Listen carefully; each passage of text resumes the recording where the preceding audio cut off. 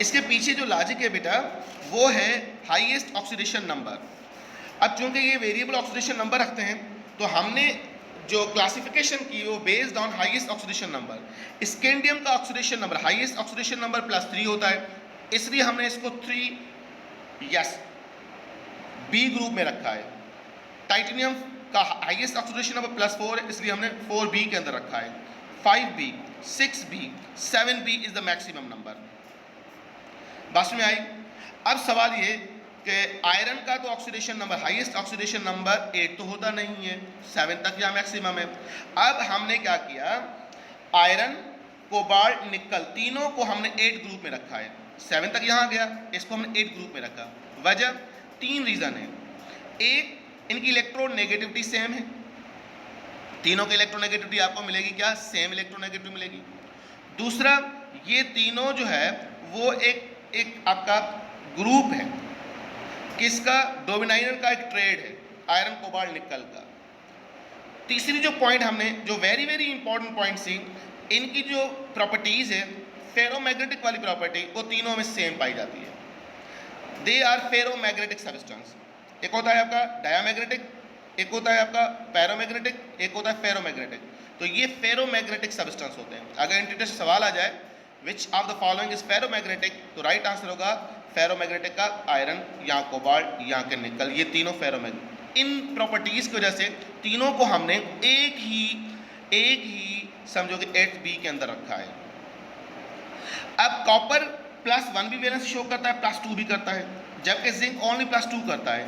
तो हमने इसको 1B के अंदर रख लिया, बाकी बचा +2 के हवाले से, तो जिंक को हमने 2B के अंदर रखा है। तो इस हिसाब से एक लॉजिक बन गई कि 3B से स्टार्ट होता है और 2B ख़त्म होता है। तो इसकी रीज़न और लॉजिक मंतिक यही था जो मैंने आपको तफसीलन आपको बताया। तो इस हिसाब से आपको याद करना है। अगर मैं बात करूं इलेक्ट्रॉनिक कॉन्फ़िगरेशन की, तो electronic configuration of D block में तफसीलन डिस्कस कर चुका हूं। उसी ही रूल को फॉलो करना है, एस और डी इलेक्ट्रॉन्स को आपको जमा करोगे। यहाँ पर याद रहे बेटा, जो इलेक्ट्रॉन कॉन्फ़िगरेशन रूल फॉलो नहीं करते हैं वो कौन से, वो आपके क्रोमियम और आपके कॉपर जो है वो रूल को फॉलो नहीं करते हैं, यानी कि N+L रूल को फॉलो नहीं करेंगे। यहाँ पर एक और रूल अप्लाई होगा जिसका नाम है स्टेबिलिटी रूल।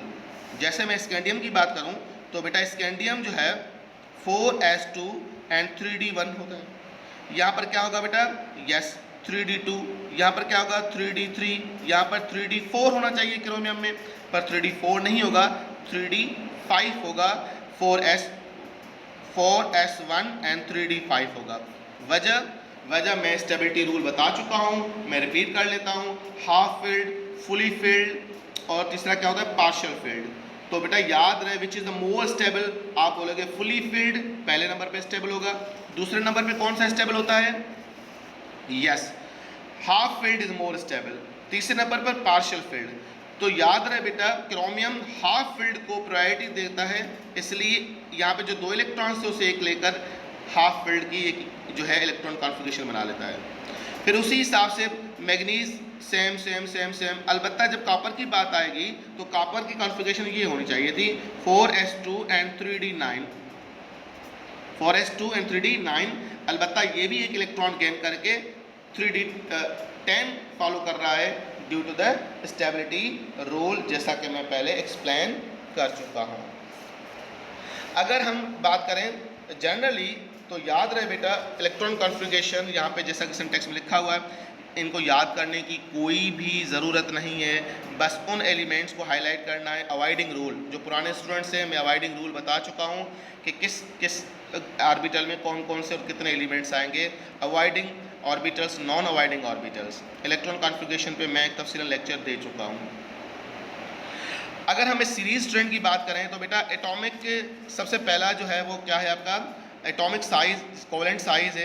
तो कोवेलेंट साइज बेटा फ्रॉम लेफ्ट टू राइट, यानी स्कैंडियम तो जिंक की बात की जाए तो वो डिक्रीज होती है क्योंकि नंबर ऑफ प्रोटॉन्स बढ़ रहे हैं। तो इस हिसाब से साइज क्या होगी, जनरली स्मॉल एक्सटेंट, क्या होगी small extent from scandium to zinc, their atomic number increase, atomic number की वजह से। अलबत्ता कहीं वेरिएशन आती है तो बेटा इसके डिफरेंट से रूल्स हैं जो मैं बी ब्लॉक में डिस्कस कर चुका था। तो याद रहे बेटा सेम फॉर हेयर, चूँकि इनका भी एक वेरिएशन जो है वो ट्रेंड चलता है, ना कि फिक्स ट्रेंड चलता है। आयोनाइजेशन पोटेंशियल एनर्जी की बात की जाए तो आपको सिर्फ ये फोकस करना है कि आयोनाइजेशन पोटेंशियल एनर्जी जो है with respect of S block and P block, इनके दरमियान इनकी जो है वो आयोनाइजेशन पोटेंशियल होती है। लेस रिएक्टिव होते हैं ग्रुप 1 एंड 2 से, अलबत्ता रिएक्टिव ज़्यादा होते हैं पी ब्लॉक से। तो properties suggest that the elements from either ionic covalent compounds depends on the conditions. Generally, their compounds are ionic in their lower oxidation state and covalent high oxidation number। ये बहुत ज़्यादा important points है, इसलिए मैं read कर रहा हूँ यहाँ पर। याद रहे बेटा जो आयोनाइजेशन पोटेंशियल वैल्यू है वो इन बिटवीन होता है, यानी कि P से कम होता है इनका, अलबत्ता S से ज़्यादा होता है। बात में आई, S से IP वैल्यूज़ का ज़्यादा होता है और P से कम होता है, नॉन मेटल का वैसे ही ज़्यादा होता है। अब सवाल ये है कि आयोनिक बॉन्ड फॉर्मेशन कब होगी इनकी और कोवलेंट फॉर्मेशन कब होगी। तो यहाँ पर एक रूल बता देता है आपको, अगर ऑक्सीडेशन नंबर जो है कम हो, बस में आई है, तो प्रायोरिटी किसको देंगे, आयोनिक को, और अगर हाई ऑक्सीडेशन हो तो किसको प्रायोरिटी देंगे, कोवलेंट को प्रायोरिटी देंगे। यानी कि कम ऑक्सीडेशन में आयोनिक और ज़्यादा ऑक्सीडेशन में कोवलेंट को प्रायोरिटी देंगे। This is a very important point, इसको हाईलाइट कीजिएगा और इसको प्रॉपर पढ़िएगा।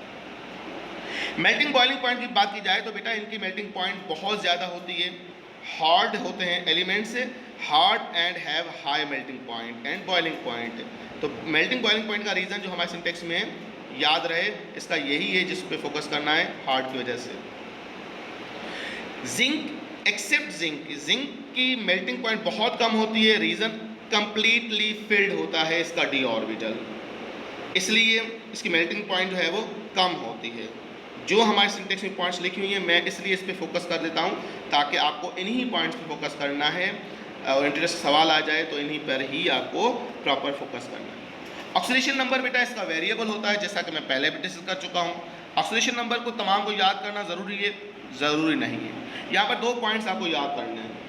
नंबर 1, वो मेंबर जिनकी oxidation number same, maximum oxidation number अगर आप देखें तो +4 किसकी है, तो अगर आप देखें +4 में टाइटेनियम, वेनेडियम, क्रोमियम, ये आपका सेम ऑक्सीडेशन नंबर रखने वाले एलिमेंट्स होते हैं, सेम रखने वाले। +5 के अंदर देखें, +6 के अंदर देखें तो कौन कौन से एलिमेंट्स हैं जिनका ऑक्सीडेशन नंबर +6 होता है। ये सवाल जो है आया नहीं है, आ सकता है कि किस पेयर का ऑक्सीडेशन नंबर सेम है, किस पेयर का ऑक्सीडेशन नंबर +6 है, किस पेयर का ऑक्सीडेशन नंबर +4 है, इस तरह का सवाल आ सकता है। तो मैं चाहूँगा कि इस पॉइंट्स पे फोकस कीजिएगा। आई होप ये पॉइंट्स आपको समझ आई होगी। कलर और आपकी जो प्रॉपर्टीज़ है वो हम मैं तफसीलन डिस्कस करूँगा, अलबत्ता उनसे पहले 2 प्रॉपर्टीज़ और डिस्कस कर लेते हैं। एक है आपका मैग्नेटिक प्रॉपर्टी। याद रहे बेटा मैग्नेटिक प्रॉपर्टी से भी बहुत सारे सवाल आ सकते हैं कि कोई कंपाउंड देकर आपसे पूछेंगे कि इसकी नेचर बताओ, फेरोमैग्नेटिक है, पैरामैग्नेटिक है या डायामैग्नेटिक है। तो बेटा अगर आपको याद हो तो 4 चैप्टर में फर्स्ट ईयर में मैं आपको एक लेक्चर दे चुका हूँ, आप ज़रूर इसको स्टडी कीजिएगा कि कौन से एलिमेंट डायटोमिक होते हैं, कौन से एलिमेंट पैरामैग्नेटिक होते हैं। फेरोमैग्नेटिक तो सिर्फ 3 एलिमेंट जैसा कि मैं आपको डिस्कस करवा चुका, यस, आयरन, कोबाल्ट, निकल। बाकी पैरामैग्नेटिक और डायामैग्नेटिक पहचानने की निशानी। डाया का मतलब होता है जिसमें इलेक्ट्रॉन्स जो है पेयर फॉर्म में हो, यानी कि उनमें अट्रैक्शन की सलाहियत जो है वो नहीं होगी। पैरामैग्नेटिक के अंदर हाफ फील्ड इलेक्ट्रॉन्स होंगे। अब हाफ फील्ड इलेक्ट्रॉन जितने ज़्यादा होंगे उसमें पैरामैग्नेटिक की प्रॉपर्टी उतनी ही ज़्यादा होगी। तो सबसे पहले इलेक्ट्रॉन कॉन्फ़िगरेशन करोगे, जिसमें हाफ फील्ड इलेक्ट्रॉन ज़्यादा मिले उसमें पैरामैग्नेटिक की प्रॉपर्टी भी ज़्यादा होगी, और जिसमें पेयर ज़्यादा होंगे जाहिर बात है उसमें पैरामैग्नेटिक की प्रॉपर्टी कम होगी। ये पॉइंट्स आपको जो है वो नोट करनी है। कैटालिटिक, याद रहे बेटा डी ब्लॉक में ये एक बड़ी अच्छी खूबी होती है कि वो एज ए कैटलिस्ट के तौर पर काम करते हैं, क्योंकि इनमें वैकेंट ऑर्बिटल्स होते हैं इसलिए ये काम करते हैं। इनमें याद क्या करना है आपको, सिर्फ ये याद करना है कि कौन से कैटलिस्ट किस पर्पज़ के लिए इस्तेमाल करते हैं। जैसे कि वेनेडियम का कैटलिस्ट है, वेनेडियम ऑक्साइड का, वो हम इस्तेमाल करते हैं for the preparation of sulphuric acid में SO2 से SO3 कन्वर्जन में।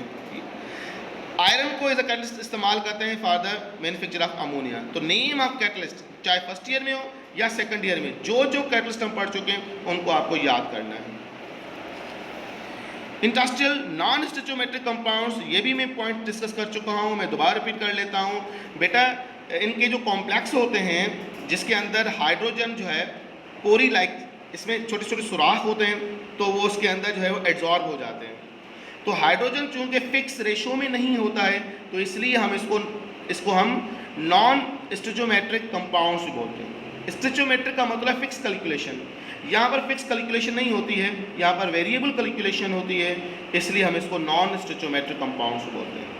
जैसे कि हाइड्रोजन, बोरान, कार्बन, नाइट्रोजन, ये आसानी से डी ब्लॉक के मेंबर्स में फ्यूज हो जाते हैं, तो ये फिक्स अमाउंट में ये कार्बन हाइड्रोजन रिलीज नहीं करते हैं, इसलिए हम इसको नॉन स्टोइचोमेट्रिक कंपाउंड्स बोलते हैं। कॉम्प्लेक्स फॉर्मेशन और आपकी नेक्स्ट टॉपिक क्या थी, कलर फॉर्मेशन, इंशाल्लाह तफसीलन डिस्कस करेंगे। यहाँ तक जो है वो आप स्टडी करें, अगर कोई सवाल हो तो ज़रूर पूछिएगा। अपना ख्याल कीजिएगा बेटा।